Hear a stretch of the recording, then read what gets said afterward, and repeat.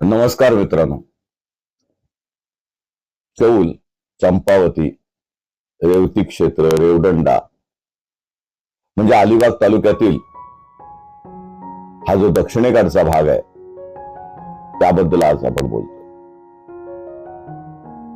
पण आजचा विषय थोडा वेगळा आहे मित्रांनो.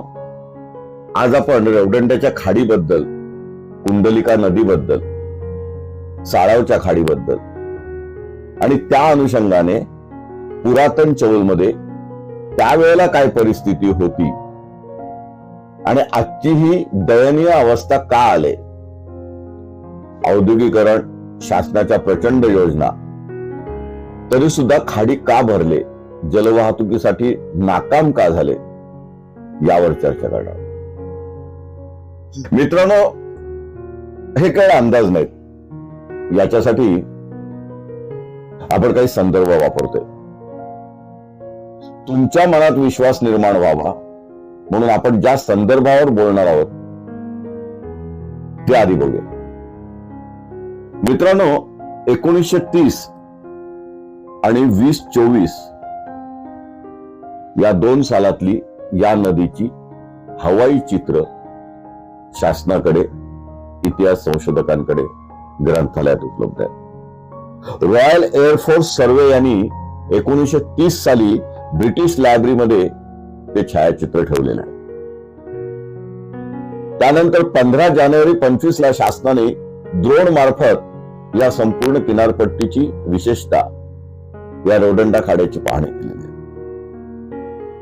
आपल्याला आश्चर्य वाटेल, हे भूगर्भशास्त्र किंवा जे सर्वे झालेले आहेत या 95 वर्षामध्ये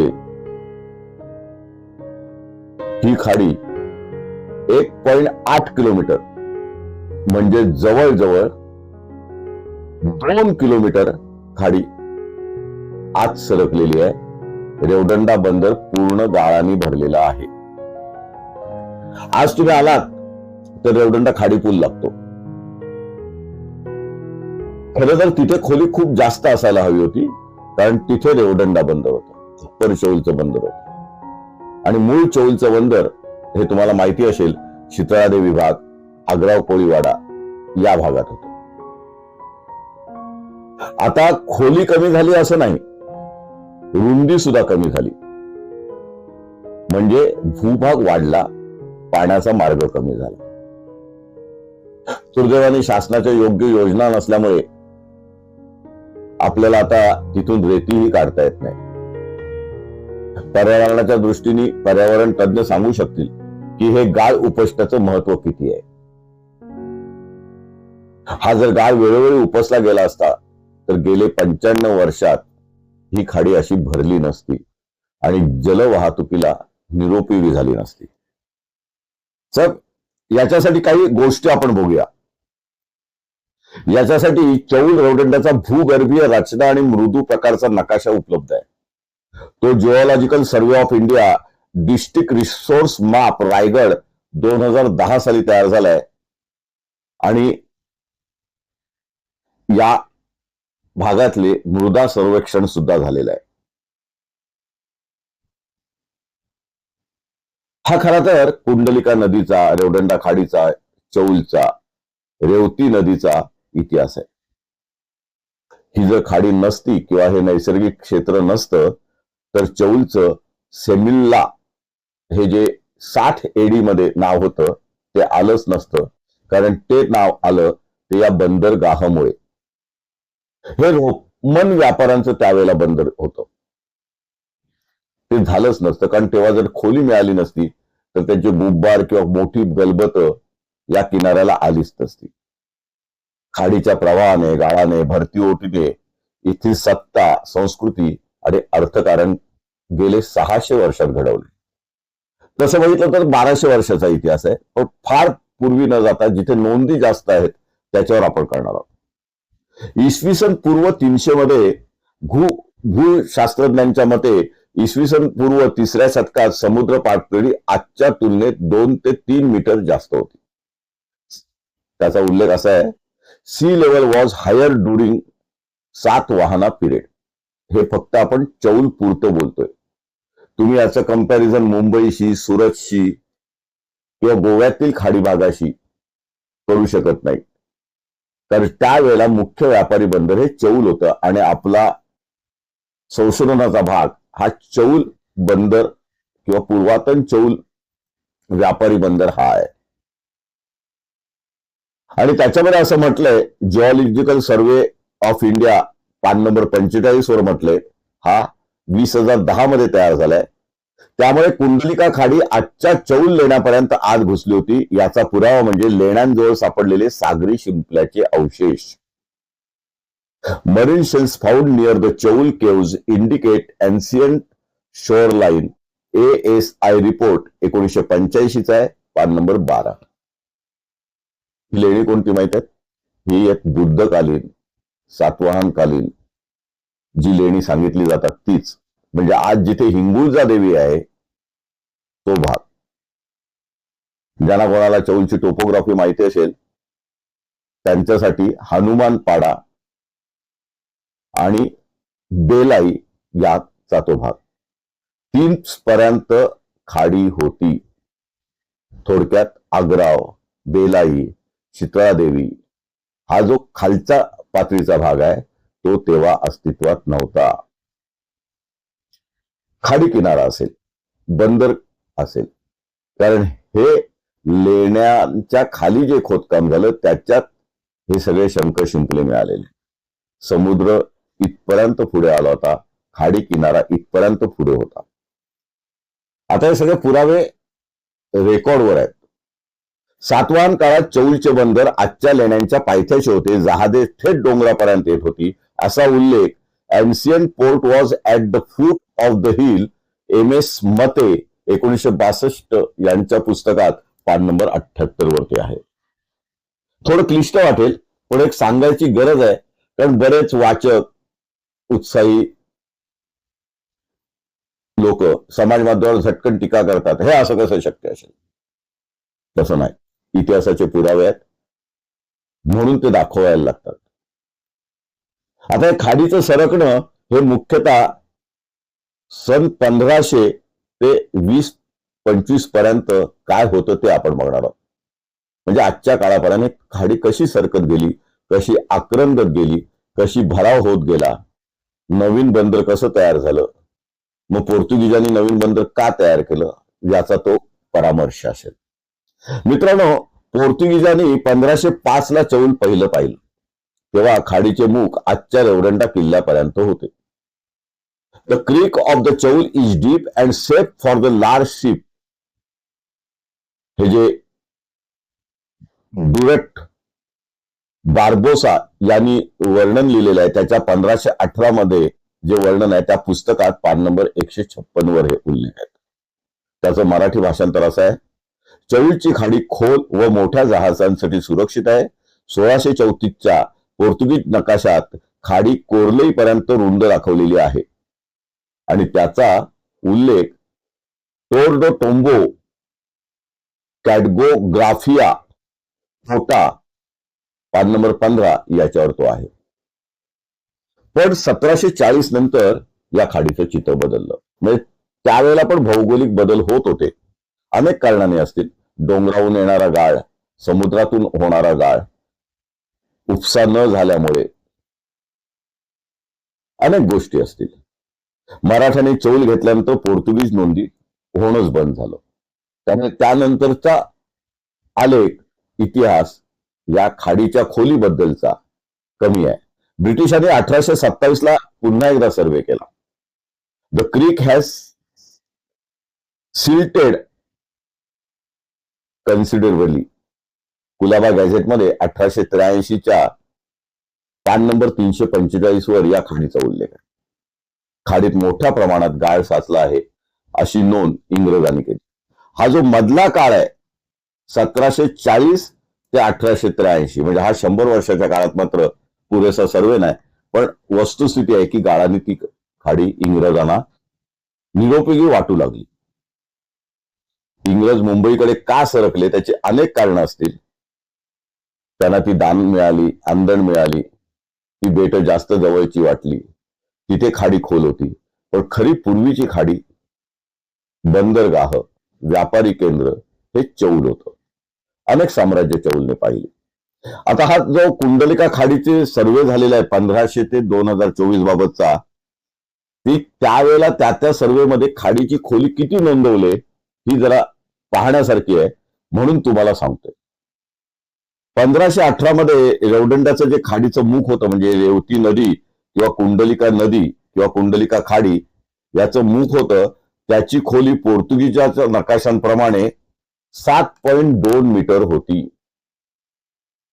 त्यापूर्वी 1518 मध्ये जेव्हा सर्वे झालाय, ज्याला बार्बोसाचा सर्वे आणि पान नंबर 156 वर त्याचा उल्लेख आहे, ती खाडी त्यापूर्वी म्हणजे जवळजवळ 100 वर्षापूर्वी 1518 मध्ये 8.5 मीटर खोली मुखाजवळ होती, म्हणजे आजचा जो ब्रिज आहे तिथे होती. 1883 साली या कुलाबा गॅझेटियरच्या नोंदीप्रमाणे आणि इंग्रजकालीन सर्वेप्रमाणे ती फक्त 4.1 उरली. आणि 2024 ला जेव्हा सर्वे झाला, शासनाची नोंद अशी आहे की रेवदंडा खाडीचं मुख आता पूर्णपणे निरुपयोगी झाले. फक्त 1.8 MIDCनी हायड्रोग्राफिक सर्वे केलाय त्याच्याप्रमाणे. आता हे सगळे कागदपत्र उपलब्ध आहेत. यावर कोण विचार करेल? लोकप्रतिनिधी, खासदार, आमदार, इतिहास अभ्यासक, विशेषतः ज्यांनी हे काम करायचंय ते सगळेच शासकीय, केंद्र शासनाची, राज्य शासनाची खाती, त्या खात्याचे मंत्री. ही खाडी इतकी भरलेली आहे. 8.5 वरनं 1.8 वर येते. जवळजवळ 7.2 खाडी भरली जाते. 21 फूट खाडी भरली जाते. साफ कोण करणार? उपसा कोण करणार? अनेक प्रश्न येतील. आता खोली करायला गेली तर तट कोसळतील. पण मॅनग्रोव्ह हे नंतर आलेले आहेत. त्यावेळेला खाडीचा परिसर किती रुंद आणि किती खोल असेल, आणि त्यामुळेच रेवदंडा बंदर हे ऐतिहासिक बंदर होतं, व्यापारी बंदर होतं. असं सहज कोणाला सांगितलं की सीतादेवीच्या मागे जो भट्टी एरिया आहे तिथे बंदर होतं, तर तिथून खाडी खूप लांब दिसते. इथे कसं असेल? इथे पाणी तरी कुठे आहे? आजही तिथे बांधकामे मिळत आहेत. पुराणवस्तू संशोधन खात्याने अनेक इतिहास अभ्यासकांना तिथे बंदराच्या खुणा मिळालेल्या आहेत, तट मिळालेले आहेत. वस्तुस्थिती हीच आहे की आपण आपलं वैभव गमावून बसलो. हा उपसा अजूनही होऊ शकतो, पण त्याला खूप मोठी यंत्रणा लागेल. आणि मुळात आज आपल्याला तेवढी गरज आहे का? उत्तर नाही आहे. कारण आज बिर्ला जेटी झाले, त्यांना ती आत नेऊन करावी लागली. कारण त्यांच्यात जे काही बार्जेस असतात, कच्चा माल आणणाऱ्या बोटी असतात, त्या तरी निदान लागाव्यात. उद्या कॅटमॅरन येईल, उद्या M2M सारखी बोट येईल, त्यांना आवश्यक तेवढी तरी निदान खोली करायला पाहिजे. ती पुन्हा भरणार नाही याची काळजी घ्यायला पाहिजे. रेवस जेट्टीचं काय झालं? धरमतर जेट्टीचं काय झालं? मांडवा जेट्टीचं काय होतंय? गेटवे ऑफ इंडिया जवळ तुम्ही बघाल तर दरवर्षी गाळ काढायला लागतो, नाही तर बंधारे बांधायला लागतात. आज काशीदला बंधारा बांधलाय, मुरुडला बंधाऱ्याचं काम सुरू झालंय. हे कशामुळे होते? हे समुद्रात, खाडीच्या मुखात नदीतून येणारा गाळ आणि समुद्रातून वाहून येणारी, ढकलली जाणारी रेती यांचे थर एकावर एक बसतात. खाडी आकंचन पावते, उंची कमी होते, बाजूला मर्सीलँड वाढते, भातशेती कमी होते. मित्रांनो, यावर देखील सर्वे झालाय. इथे विषय निघाला म्हणून तुम्हाला सांगतो, हा देखील सर्वे अत्यंत महत्वाचा आहे. या भागातलं भात शेती लागवड ही अतिशय प्रसिद्ध होती. अगदी त्याच्यात बरेच रिपोर्ट आहेत. मी संदर्भ यादी वाचली तर आणखीन 10 मिनिटं जातील. मित्रांनो, मोठ्या प्रमाणात क्षेत्र कमी झालं. हे चौलचं किती क्षेत्र कमी झालं माहित आहे? 1883च्या गॅझेटमध्ये पान नंबर 349 वर आणि 2024 मध्ये कृषी विभागाने जो काय सर्वे केला त्याच्याप्रमाणे तुम्हाला सांगतोय, भाताची लागवड या भागातली 1200 हेक्टरवरनं फक्त 450 हेक्टरवर आली. 1883 साली जर 1200 हेक्टर जागा भातशेती खाली असेल, याचा अर्थ तेव्हा खाजणं नव्हती. आज तुम्ही रेवदंडा बायपास रोड बघितलात तर मॅनग्रोव्ह आले. हे मॅनग्रोव्ह येतात, त्याच्या आधी खारं पाणी शिरतं भातशेती. बांधबंदिस्ती होत नसल्यामुळे बाहेर काठा, आंतरकाठा, गाव टाकणी या सगळ्याला काहीतरी एक सांस्कृतिक महत्व होतं. एक भौगोलिक शिस्त होती ती समुद्राचं पाणी आत येऊ नये, चांगली पिकती जमीन जिथे चांगले वाल व्हायचे, भाजीपाला व्हायचा, ती जमीन नष्ट झाली. आणि आज असं बघता येईल की बांधावरची शेती असेल, चौल दादर भागातली शेती असेल, पूर्णपणे नष्ट झाली. आज सगळीकडे मॅनग्रोव्ह आहेत. हे आजची परिस्थिती आहे. आणि आज फक्त 450 हेक्टर जमीन या भागात भात शेतीसाठी उपलब्ध आहे. भारत सरकार बोलते, महाराष्ट्र शासन बोलतंय 62.5% शेत जमीन या खार फुटीमुळे, मॅनग्रोव्हमुळे नापीक झाली. दोष कोणाला द्यायचा? हे एकट्या शेतकऱ्याचं काम आहे? हे एकट्या गावकऱ्यांचं काम आहे की खार बंदिस्ती खात्याचं काम होतं? बरं, खार बंदिस्ती खातं आज आहे? या समुद्र तटाचं रक्षण करण्याचं काम स्वातंत्र्यपूर्व काळापासून सुद्धा चालू होतं. पण स्वातंत्र्यानंतर त्याच्याकडे दुर्लक्ष झालं, हे दुर्दैवाने इथे नमूद करायला. मित्रांनो, नारळ 300 हेक्टरवरनं 280 हेक्टरवर आला. याचा अर्थ काय? भातशेती नष्ट झाली, पण लोकांनी वाड्या टिकवल्या. फक्त त्याच्यात 6.6% ही घट आलेली. कारण लोक बागायती उत्पन्न घेत राहिले, शेतीत झाडं लावत राहिले, त्यामुळे कमी जास्त क्षेत्र होत राहिलं. आणि जी भातशेती वाचवता येईल तेवढी लोकांनी वाचवली, आणि त्यामुळे नारळ क्षेत्र मात्र तसंच राहिलं. सुपारी क्षेत्र मात्र कमी झालं. 150 वरनं 60 हेक्टरवर ते आलं. -60%, म्हणजे 60% त्याची कमतरता आली. सुपारीला पाणी लागतं, जास्त निगा लागते, योग्य बाजारभाव लागतो, सुपारीचं झाड लवकर तुटतं, अनेक कारण असतील. आपल्याला आज ज्या काही चौलमध्ये नारळ सुपारीच्या वाड्या आहेत त्या टिकवायच्या. नवीन बंगलेवाले येत आहेत, प्लॉटवाले येत आहेत, 3 गुंठे, 5 गुंठे, 2 गुंठे, आता 1 गुंठ्यापर्यंत पण प्लॉट घ्यायला लागले. तुकडे जोड तुकडे बंदी कायद्याचे आता प्रश्न मिटलाय. 7-12 एकत्र ठेवायची लोकांची तयारी असते. आणि आपसुकच घर बांधलं की झाडं तोडली जातात. पण शुभचिन्ह निदान चौलमध्ये तरी असं आहे, चौल रेवदंडा भागात जर एखाद्या बागायतदाराने बागायत मोडून घर बांधलं तर पुन्हा तो झाडं लावतो. आजूबाजूला 4 झाडं असावीत असं त्याला वाटतं. सुपारीचं क्षेत्र मात्र कमी होत आहे. बुरशीजन्य रोग आहे, सिंचनाची पद्धत बदलली गेली नाही, वाटे झाले, विहिरीवरचे पंप कमी पडतायत, पाण्याची लेवल कमी होते, अनेक कारण असतील. व्यापारी बाजारभाव हा मुख्य प्रश्न आहे. सुपाऱ्या उतरवायच्या कोणी, त्या विकायच्या कोणी, बाजार मूल्य मिळत नाही, अनेक गोष्टी असतील. पण सुपारीचं क्षेत्र मात्र कमी झालंय. मित्रांनो, मीठ उत्पादन सुद्धा तेवढंच कमी झालंय. किती कमी झाले माहिती आहे? 75% जमीन मीठ उत्पादनाची कमी झाली. 800 हेक्टर जमीन 1883 साली मीठ उत्पादनाची होती, आता फक्त 200 हेक्टर आहे. आणि खरं सांगायचं तर ती सुद्धा आता नष्ट झालेली आहे. आता चौल भागात सहसा कुठे मीठ पिकवताना तुम्हाला दिसत नाही.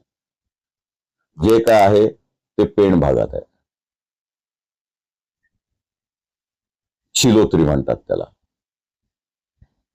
पण त्याला बाजार मूल्य नाहीये. प्रचंड कष्ट असतात.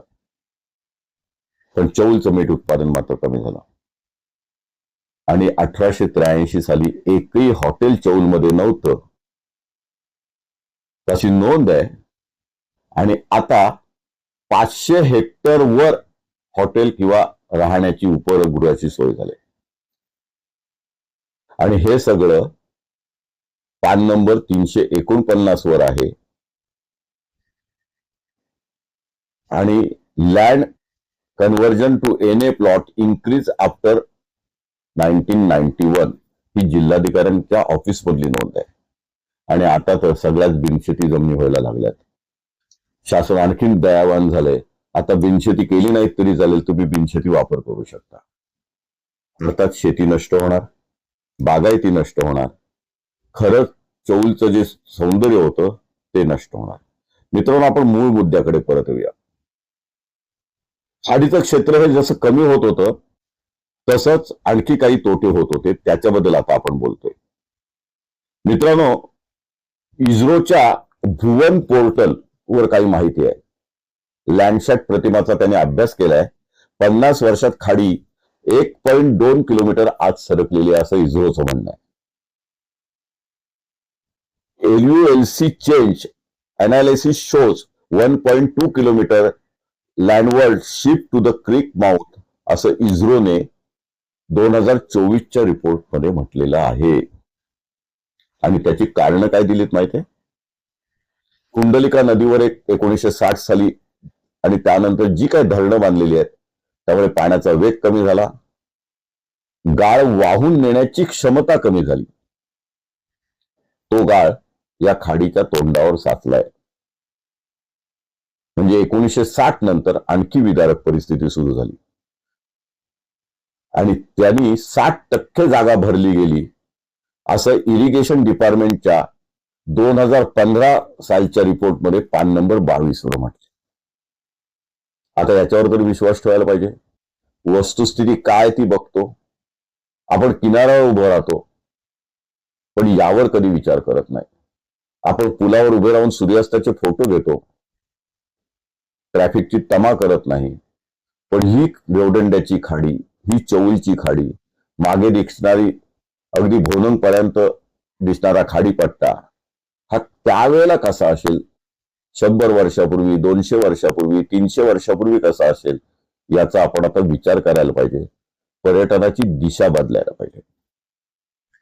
मित्रांनो, या सगळ्यामुळे 1985 ला रेवदंडा बंदर शासनाने अधिकृतपणे जलवाहतुकीसाठी बंद केलं.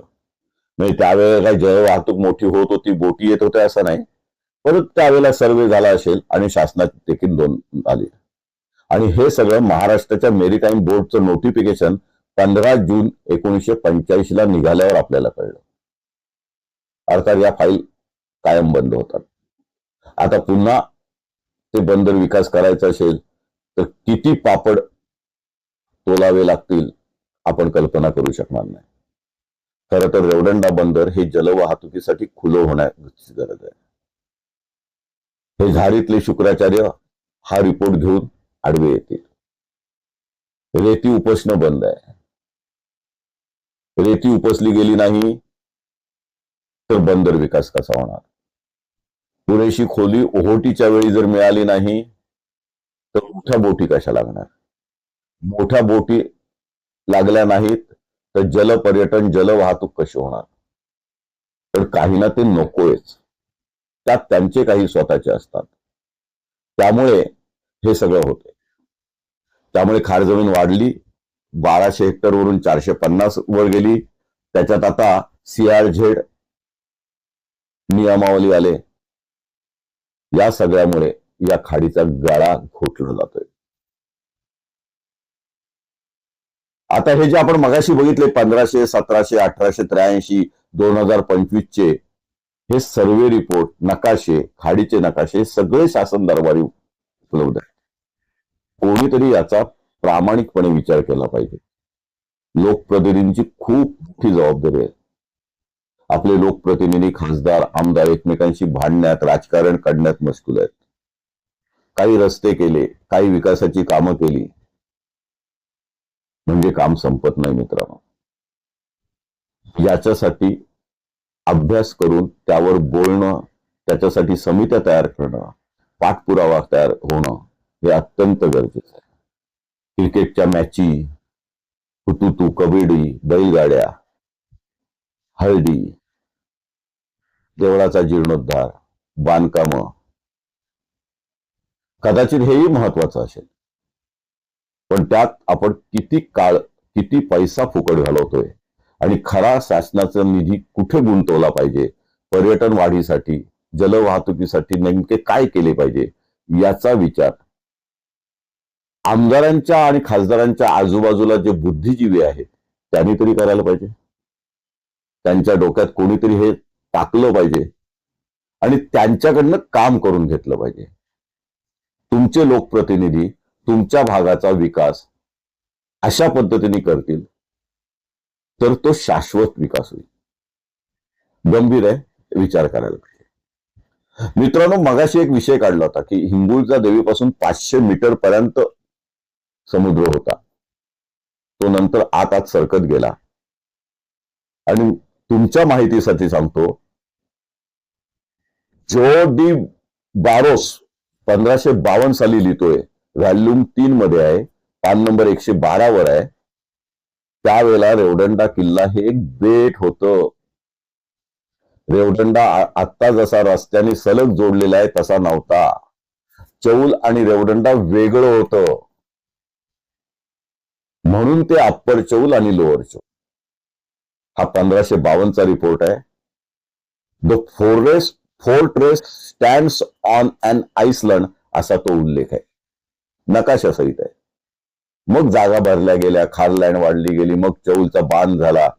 आज जो बायपास रोड आहे तो भाग भरला गेला. तिथली शेती नष्ट होत गेली आणि मग चौल आणि रेवदंडा सलग जोडलं गेलं. नंतर पुन्हा शेती निर्माण झाली काही शेकडो वर्षांनी. नंतर आज जे रेवदंडा टॉकीज ते आजचं रेवदंडा पोलीस स्टेशन हा सगळा भातशेतीचा भाग होता. तिथे अविभाज्य 7 प्रकारच्या जमिनी होत्या. अगदी आमचे सुद्धा सर्वे नंबर आमच्या नावावर तिथे होते. आज ते नष्ट आहेत, मॅनग्रोव्ह आहेत. आपण कचरा कोंडी करतोय. आता बायपासला पॅरलर फ्लायओव्हर येतोय. रस्ते होतील, पण रस्त्याखाली फ्लायओव्हर खाली जी जमीन मॅनग्रोव्ह म्हणून गेलेली आहे त्याचा विचार कधी होणार नाही. त्याची भातशेती कधी होणार नाही. हे विषण्ण चित्र आहे. आणि नेमकं आता जे आहे त्यात काय करता येईल, त्यात शाश्वत पर्यटन कसं करता येईल, या मॅनग्रोव्हचं मार्केटिंग कसं करता येईल. मित्रांनो, केरळला गेलात तर मॅनग्रोव्ह सफारी असते. तुम्ही अगदी व्हिएतनामला गेलात तिथे मॅनग्रोव्ह सफारी असते. आपण अक्षरशः हजारो रुपये भरून ती मॅनग्रोव्ह सफारी करतो. पाम ट्री बघायला जातो. आणि अशाच प्रकारच्या खाडीत बॅकवॉटर मध्ये मोठं पर्यटन फुलतं. आपली लोक चिंबोरी पकडायला सुद्धा तिथे आता जात नाही. कचरा कुंडी करून ठेवले. चौल ग्रामपंचायत, रेवदंडा ग्रामपंचायत, अनेक व्यापारी याकडे दुर्लक्ष करतात. तुम्ही मुद्दामून बायपासला जा, त्या कचरा कुंड्या बघा, मोहल्ला कसा वाढतोय तो बघा, लोकांनी कशी अतिक्रमण केली ती बघा, तिथून दिसणारं रेवदंडा तटबंदी बघा, त्याची दुरावस्था बघा, त्याच्यावर उगवलेली झाडे, पिंपळ, इतर रानटी झाडे बघा. एखादी तोफ कुठेतरी तुम्हाला दिसेल, काही वर्षांनी तीही नसेल. तटबंदी ढासळली जाते. एवढं मोठं कन्स्ट्रक्शन पांगाऱ्याच्या लाकडावर उभं आहे. या तटबंदीच्या खाली हजारो झाडं ठेवून त्यावरही तटबंदी उभी केलेली आहे. अजूनपर्यंत टिकून होती. याच्या पुढे टिकेल असं वाटत नाही. याचं रक्षण संरक्षण कोणी करायचं? पुरातत्व विभागाला निदान याची माहिती तरी आहे. ही माहिती प्रसिद्ध तरी केली की लोकांची जागृती होईल, पर्यटक तिथे या पद्धतीने बघतील. मित्रांनो, म्हणून हा उद्देश होता. आता बघावं, 1700 मध्ये मराठा आणि पोर्तुगीजांचा संघर्ष झाला आणि त्याच्या डच लोकांनी एक मॅप बनवला 1702 मध्ये. लायडेन युनिव्हर्सिटीमध्ये तो मॅप उपलब्ध आहे. पोर्तुगीजांनी संरक्षणासाठी खाडीत दगड टाकले असा उल्लेख पिसुलेन्सर 1953 मध्ये जे तयार झालं त्या ग्रंथामध्ये पान नंबर 145 वर आहे. आणि खाडीचं मुख निमुळत झालेलं दिसतंय असं 1700 साली उल्लेख आहे. हा ऱ्हास एका वर्षात होत नाही. हा संस्कृतीचा ऱ्हास केवळ नसतो, भौगोलिक परिस्थितीचा ऱ्हास नसतो. जेव्हा खाड्या नद्या भरतात त्याचा गंभीरपणे विचार आपल्या मंत्र्यांनी करायला पाहिजे. मंत्री आपल्याच आहेत, कोकणातलेच आहेत. बंदर विकास असतील, मत्स्य व्यवसाय असेल, पर्यटन विकास मंत्री असतील, ही जी मंत्रालये आहेत त्यांनी हा विचार करायला पाहिजे. खारबंदी खाताय, अनेक खाती, करोडो रुपये खर्चही होतात, प्रत्यक्ष काही केलं जात नाही. फक्त मॅनग्रोव्ह आले की लोकांच्या हातातली जमीन सातबाऱ्यावरनं पण नष्ट होते आणि ती कायमची नष्ट होते. खरंच हा व्हिडिओ तुम्ही सर्वांनीच गंभीरपणे घेतला पाहिजे. 1883 साली ब्रिटिश सर्वे झाला, त्याच्यामध्ये असं स्पष्ट म्हटले, sand bars form between the Chaul and Revdanda. पान नंबर 5 वर आहे, मॅप नंबर 5 मध्ये सुद्धा त्याचा उल्लेख आहे. हेच गॅझेटियर असं सांगतात, the creek is silting up rapidly, in 50 years large ships will not be able to enter. Page number 346 वर आहे. 1883 सालीच इंग्रजांनी हे लिहून ठेवलंय.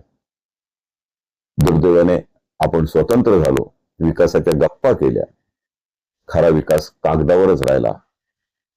हे 50 वर्ष जागृतीची होती, पण तसं काही झालं नाही. मुंबई बंदर विकसित झालं, पण आजही सांगतो, आज मुंबई बंदर सुद्धा भरतंय. धरणतर खाडी सुद्धा भरले. या खाड्या प्रदूषित झाल्या हा पूर्णपणे वेगळा भाग आहे. प्रदूषण नियंत्रण मंडळ काय करतं हा विषय गुलदस्त्यातच आहे, पण हे सगळं महत्वाचं आहे. म्हणून तुम्हाला आज आपण उपग्रहाचं जे चित्र 2024 बघितलं, तर रेवदंडा आणि चौलमध्ये कुठेही गॅप नाही, सगळं भरलं गेलंय. आणि खाडी किती उरले माहित आहे? फक्त 100 मीटर उरले. ओहोटीला ती आणखीन आक्रमक होते आणि इस्रोनी हा सगळा रिपोर्ट केलेला आहे. आपण लक्ष दिलं पाहिजे. आणि याच्यामध्ये कृषी विभागाने जे गॅझेटेड केले 2024 ला, तेही बघितलं पाहिजे. 1883 मध्ये 2500 mm पाऊस पडल्याची नोंद आहे. कुलाबा गॅझेटियर मध्ये नोंद आहे, पान नंबर 347 वर आहे. आणि सरासरी पर्जन्य हे 2200 mm होतं. 140 वर्षात चौलचा पाऊस 300 मिलीमीटरनी कमी झालाय. का? पर्यावरण तज्ञांना नक्कीच याची कल्पना आहे. त्यानंतर MIDCनी जो सर्वे केला, त्याच्यामध्ये IIT मुंबईनी स्टडी केलाय 2020 साली या भागाचा. आता या भागाला हीट आईसलँड असा उल्लेख झालाय आणि त्याचे इफेक्ट काय आहेत हे दिले. ग्लोबल वॉर्मिंगच्या गप्पा आपण खूप करतो, पण आपल्या खाडी, आपले समुद्र, आपले नदी किनारे, त्यातला भौगोलिक भाग, तिथलं वातावरण कसं बदलते, ते उष्ण का होतंय, इथल्या कारखानदारीचा, प्रदूषणाचा या हवामानावर काय परिणाम होतोय, वाहतुकीचा काय परिणाम होतोय, याचा आपण विचार करत नाही. आज रेवदंडा खाडी ही केवळ काही मच्छीमारांच्या बोटी लागण्यापुरती आणि काही रेती सम्राटांना जर शक्य झालं तर रेतीचा उपसा करण्यापुरती मर्यादित राहिलेली आहे. विक्रम इस्वात म्हणून कंपनी आली, शासनाच्या कडून या खाजण जमिनी विकत घेतल्या गेल्या. शेतकऱ्यांना अत्यंत कमी दर्जाचा कमी भाव मिळाला. 1,30,000 रुपये एकरी बहुतेक हा भाव मिळाला. MIDC ऍक्ट खाली मिळाला. भूसंपादन कायदा त्याला लागला नाही, त्यामुळे त्याचे LAR उभे राहू शकले नाही, वाढीव नुकसान भरपाई मिळू शकली नाही. अर्थात लोकांची नापीक जमीन होती, बऱ्याच जणांची सुपीक पण होती. विक्रम इस्पात खाली गेली, परस्परपणे त्याची विक्री झाली. किती वेळा झाली, कोणी कोणी ही खरेदी व्यवहार केले, कोणत्या राजकीय नेत्यांचे त्याच्यात हात होते, शासनाचं धोरण काय होतं. अशी सरकारकडून घेतलेली जमीन, नाममात्र किमतीला मिळवलेली जमीन एका प्रकल्पाला घेतल्यानंतर त्याची परस्पर विक्री करता येते का? आज जो भस्मासूर औद्योगिकरणाचा झालाय, त्यांच्यावर काही जबाबदारी टाकणार नाही का? त्यांचा CSR फंड याच्यासाठी बंदर विकासासाठी वापरता येणार नाही का? तुम्ही तुमच्या जेटीसाठी तरी निदान उपसा कराल की नाही? तुमचीच मोठी बोटी, जहाज जर इथे आली तर त्याच्या मागून हे पर्यटन सुधारणार आहे. पण जणू काही आपण सरंजामी आहोत, आपण जहागीरदार आहोत, त्याप्रमाणे ही जेटी त्यांनी खाजगी केले. शासनाचा काहीच कंट्रोल नसावा, कस्टमचा त्याच्यावर कंट्रोल नसावा, आम जनतेसाठी पर्यटकांसाठी मेरीटाईम नीती ताब्यात नको व्हायला, निदान त्यांच्या मदतीने तिथे दुसरी जेटी तयार व्हायला नको, खाडीचं मुख साफ व्हायला नको. हे सगळे प्रश्न महत्वाचे आहेत. केवळ चौलचा इतिहास उगाळत बसण्यात काही अर्थ नाही. आज चौल कसं आहे, आजची परिस्थिती कशी आहे आणि निदान पुढच्या 50 वर्षात काय करता येईल यावर मेहनत होणं गरजेचं आहे. तोच मुख्य उद्देश होता, म्हणून हा व्हिडिओ केलाय. तुम्ही खरंच चौल रेवदंड्यावर प्रेम करत असाल, भारताच्या पुराण वस्तूंवर वास्तूंवर प्रेम करत असाल, तुम्हाला इतिहासामध्ये रुची असेल, पर्यावरणात रुची असेल, लोकप्रतिनिधी काय करावं असं वाटत असेल, तर जरूर हा व्हिडिओ इतरांपर्यंत पोहोचवा. सशक्त कॉमेंट्स प्रामाणिकपणे तुम्ही द्या. आम्ही संदर्भ द्यायचा प्रयत्न करतोय. तुमच्याकडे काही संदर्भ असतील तर इथे पाठवा. सगळ्यांचं संगणकीकरण, एकत्रीकरण, संकलन अत्यंत महत्वाच्या टप्प्यावर आलेलं आहे. तुमच्याकडचे कागद, पत्र, बखर, जुनी पुस्तकं, त्यातले उल्लेख तुम्ही व्हॉट्सअपवर पाठवा, सॉफ्ट कॉपी पाठवा. आम्ही त्याच्या प्रिंट्स आउट करू. केवळ चर्चा करून, केवळ उसासे टाकून, केवळ हलक्या फुलक्या कॉमेंट्स करून असे जे महत्वाचे पोटतिडकीने केलेले व्हिडिओ असतात त्याचं साफल्य होत नाही. हे योगदान प्रत्येकाने केलं पाहिजे.